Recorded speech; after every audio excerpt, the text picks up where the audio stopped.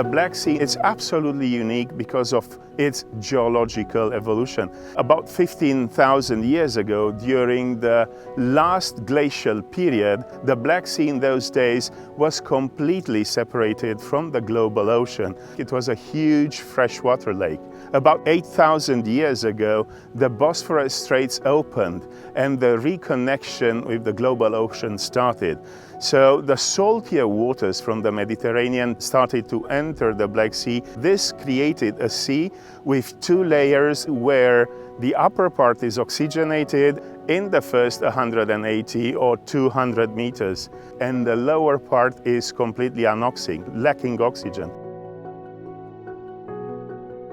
One of the impacts is that biodiversity is mainly focused in the oxic areas. So fishing areas are very specific. They are concentrated around the coast of the Black Sea down to a certain depth. This depth can actually change, and this is one of the effects of climate change. The border between the anoxic and the oxic water can go higher, and this means that there are areas where biodiversity cannot thrive. There are three major rivers that fit into the Black Sea, Dnieper, Dniester, and the Danube. We are at the St. George, the Danube River mouth. This is a very productive area resulting from high nutrients level coming from the Danube River upstream. And this can potentially enhance hypoxia. And one of the solutions would be to control pollution or to mitigate pollution in the rivers so there are less nutrients coming down to the Black Sea.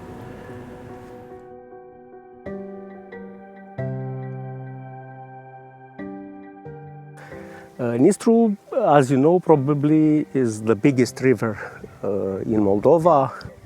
It's a very important route of waters to the Black Sea. For most of our citizens, it's quite difficult to understand that we are a part of Black Sea basin population because we are not in direct contact with the sea. Water and rivers are basically the veins and arteries of Earth, and it doesn't depend on the distance from where we are established. And two of the biggest country's rivers are Prut and Dniester, which basically are transferring the pollution, which is man-made, to the water of the Black Sea.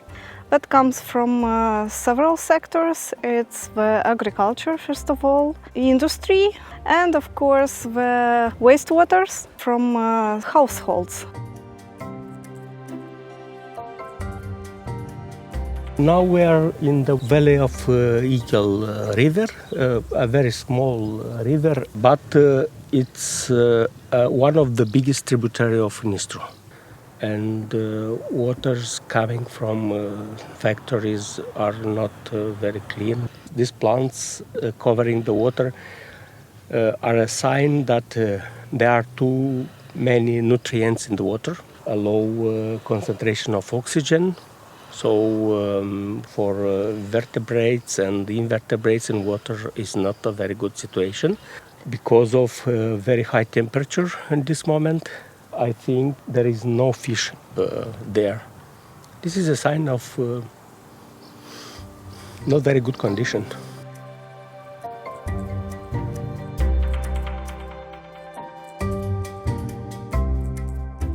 In the Black Sea catchment, we have, in fact, a huge population, near to 190 millions. We are talking about the population of 23 countries, starting from Germany and continuing to Romania, Moldova and Ukraine. So the pollution in the Black Sea, it's not only upon the coastal communities. It depends also on the people far away. It might be some 1,000 kilometers, as it is the Danube River, which is the biggest river in Europe, which flows directly into the Black Sea.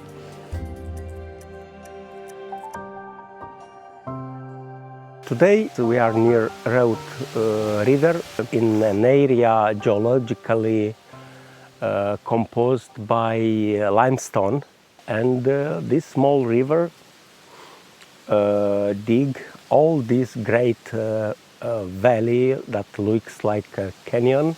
It's a beautiful place, but we can see a lot of human impact here and a lot of plastic.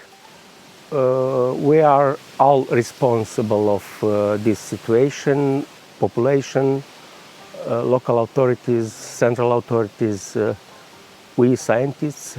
We have to understand that we are a part of this ecosystem, and we are influencing natural environment, and everything comes back to us.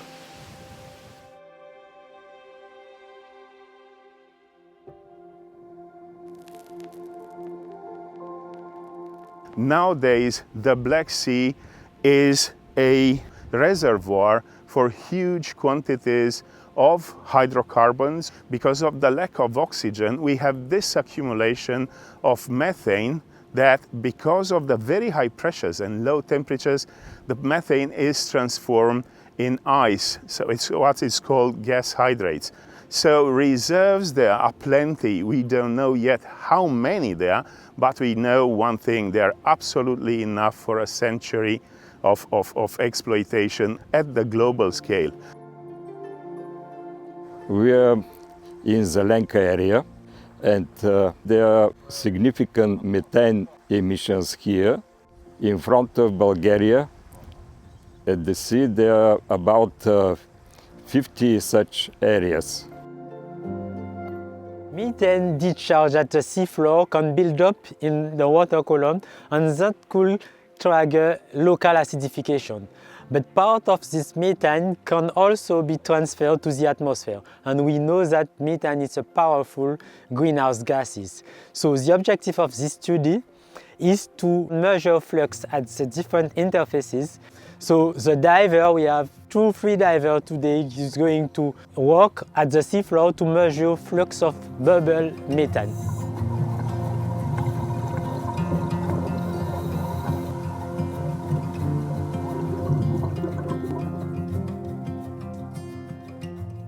At this moment, we deployed an infrared sensor and using the sensor at different depths. This sensor is a membrane sensor. The gas which is dissolved in the water will pass through the membrane, and will compare the signal of the methane sensor to the analytical methane procedure in the lab. We need to know if those sensors are reliable to be applied for monitoring of gas in environment of the Black Sea.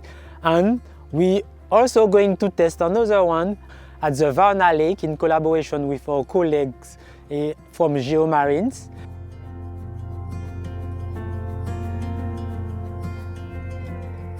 Right now we are in Varna Lake. It's something like 13 miles end to end. And here is the first buoy we are using to measure some parameters from the temperature, the sea temperature, dissolved oxygen, turbidity, and pH redox. The Varna Lake is chosen because of its importance for the people that are living around the sea. We have one channel in front of the lake, and this channel is only 150 meters wide. So it's more or less it's closed area with some chemical plants that are emitting pollutions, and the water is not salty, so the algae is growing fast here. It consumes the oxygen, the situation that the fishes are dying because of the lack of oxygen. Every month we are coming here to change the sensors because of the algae. They are getting not that clean, and in July it is 2 weeks are enough, and we should come to swap the equipment. From the scientist's point of view, it's more interesting to use this new technology. Everything that we measure here, it's going through a GSM channel every 20 minutes. And before that, it was possible only with a boat to go every month and do one measurement. We are mounting now a methane sensor to use the data that we will collect here as a small model of what will be done at sea. And because this is two different kind of environment with different level of oxygen and other gases, that will offer us context to improve procedure for water quality and share the knowledge.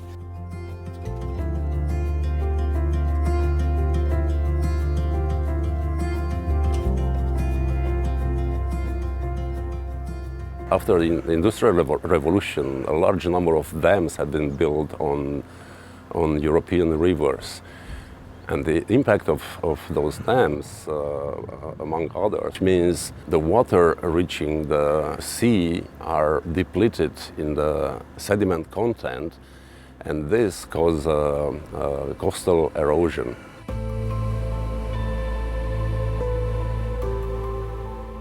Looking globally, one of the main problems is the sea level rise combined with surges and wave actions. And here in the northern part of the Bulgarian coast, near to Romanian boundary, we have a series of quite large beaches that suffer lack of sediment. The most impacted industry is tourism, because this is a resource that are needed for the tourism. And in the 70s and 90s of the previous century, the solution that was found and that was applied was more hard structures like jetties, like seawalls, like groins. But in the long term, it was found that they prevent the sediment transport, and eventually we suffer here in Varna region quite severe beach erosion. Human impact can lead to erosion, but also to accumulation. In this case, we are standing here in the fish harbor that is impossible to be used due to unwanted accumulation. So this process has two vectors, and it is very important in these projects like doors and bridge to seek together different nature-based solutions, green solutions that could solve partially the problem. Otherwise, our coasts, in view of coastal changes, could be engulfed in water.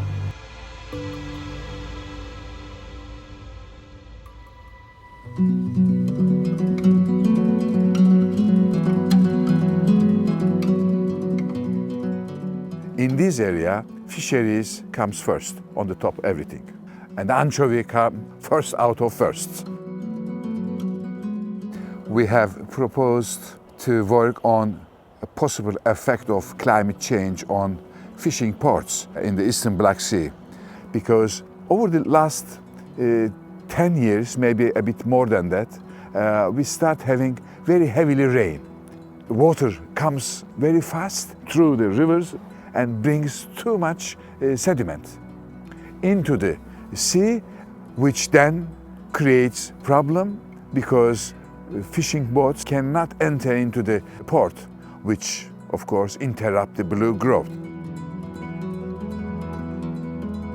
We have proposed a sampling strategy first to make a modeling for sediment transport, including pollution in the ports and etc., so that we'll get reliable data, scientific data that will help port management authorities because more than 40% of anchovy catch is landed in this area at 3 ports.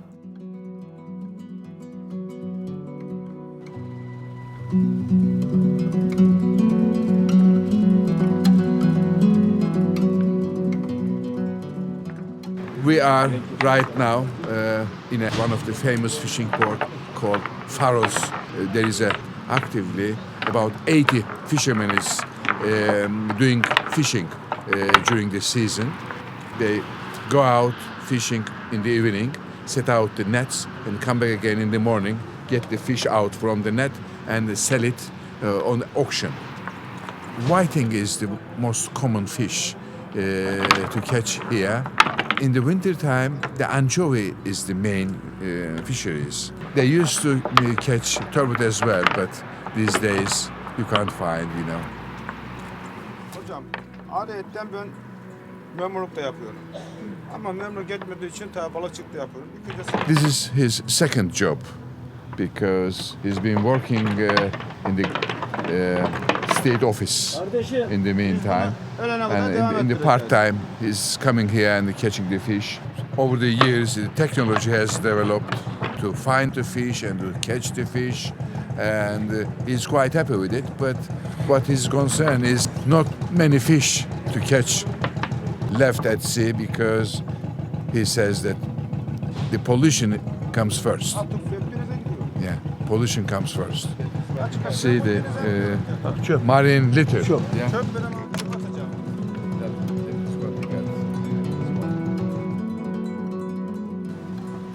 They are coming here and having breakfast 4 or 5 o'clock in the morning. Then they go fishing, come back again. 2-3 hours it takes. Then they go, they go out and do the other business that they have.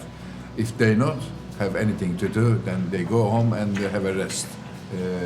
This is a very tough, really very hard life, but that is something that they should do for living.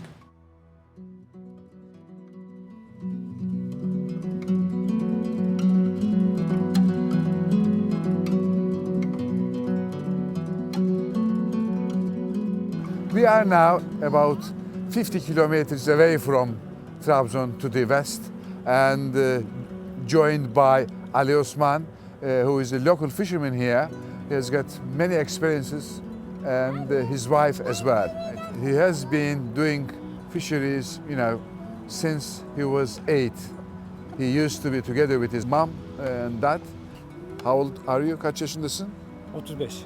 Well, 25 years, yeah, almost. Şimdi benim ilk başladığım zamanlarda çocukluk yıllarımda denizde çok bolluk. Over the years, because huge increase in fishing fleet, the powers they use, the number of commercially important fish species has decreased. In the meantime, rod and line fishing, increased. Small fishing, but affected the coastline lots. There is not much plastics around here, originated from the local people, but the plastics that he has noticed, he says, coming probably from the inland. Balıkçıların yasaları, avlanma izninin olduğu süreleri izlemesi tabii. Fishermen here are very well educated by what is going on at sea, he says, and they follow the regulations, but there are few people, not many, they don't care about the regulations and so on, but it doesn't affect the fish stocks as much as the overfishing, he says. Overfishing, he thinks, is the main problem that fish stocks face here.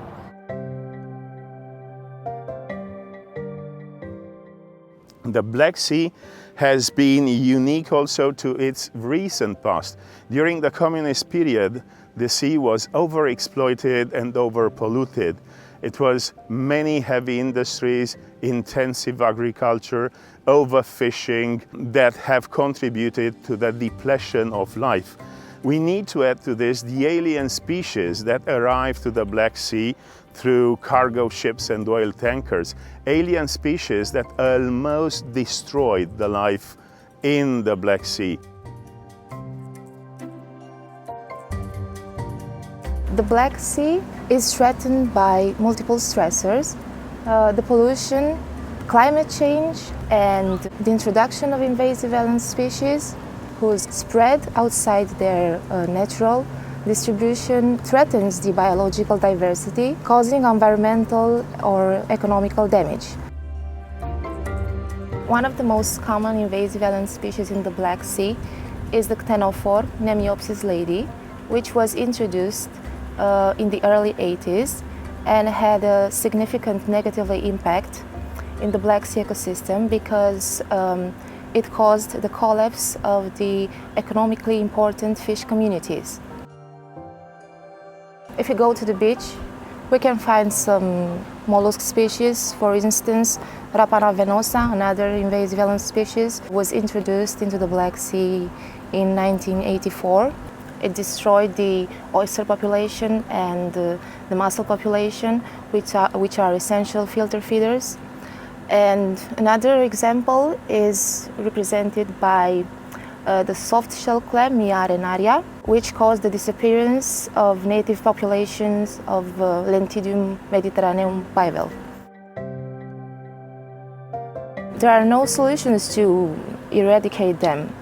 However, we can take some control measures in order to mitigate their impact. Measures depend on the biology of the species, on the particularities of the focused areas, or the legal possibilities.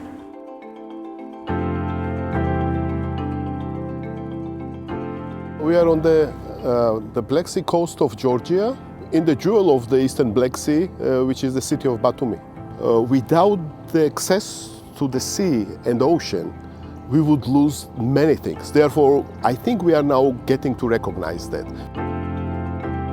I remember my good friend Jens Sorensen, who is the guru of the coastal management. He once told me that you don't have enough compelling reasons in the Black Sea to have integrated coastal management. And he said, you don't have the strong tourism industry, there is no strong fisheries, there are no hurricanes, no tornadoes on the Black Sea, so you will have a hard time persuading the government to do the integrated management. And this was 20 years ago. I would say now that we have a quite strong tourism in Georgia. Suddenly, Georgia became a tourist country and the Black Sea tourism is a key sector there. And we have a strong fisheries in Turkey and in Georgia. So that's why we need to work on this, how to really become the marine nation who respects the marine environment and respects the marine economy, and then we will have an integrated blue economy. You cannot have a blue economy with a good coastal management. And we should not overdo it. We should manage it a very balanced way. And important here is the science and the management be closer with each other. It's a unique sea. If we manage it well, we will have a wealth coming out of this. If we mismanage it, we will kill it.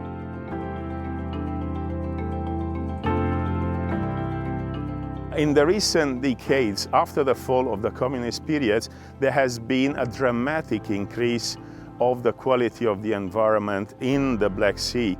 And now we have the new categories of pollutants. We have the litter, we have the microplastics, we have all the pharmaceuticals. How do they affect the Black Sea? We do not know yet. It's our job to try to understand these pollutants harming the ecosystems and the people living around the Black Sea. Unfortunately, on February 24th, 2022, Russia abruptly invaded Ukraine and started this absolutely unjust war. And this also had a major impact on the Black Sea. So first of all, the marine traffic has been blocked or rerouted. We can see that the shipping companies adapted to prevent a global famine. Because navigation on the river Danube must respect health and safety regulations, ships gather here at the Danube mouths waiting for their queue, even for weeks here, to go up the Danube to the Ukrainian harbors where they would be loaded with cereals and they would travel to various countries around the world. And what we need to understand is the print that they left on the quality of the marine environment in these parts.